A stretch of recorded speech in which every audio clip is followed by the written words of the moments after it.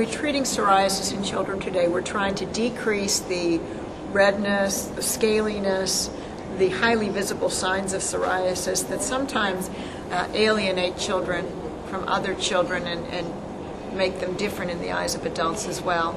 For many children also, the lesions of psoriasis are itchy and sometimes painful, and obviously we're trying to suppress the inflammation that leads to those, that leads to the itchiness and that leads to the pain in these children to make them more comfortable.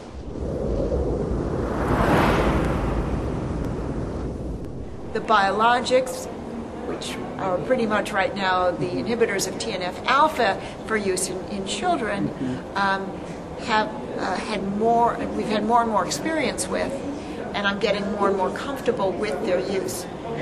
The advantage of them is that they're more targeted in their approach. Metotrexato will blast the entire immune system, whereas something like etanercept or adalimumab or even infliximab, which we don't use much because it's injected, because it's IV, are agents that are more targeted. They are using what we've come to understand as the underlying immunologic basis for psoriasis and targeting a component that's quite critical to that.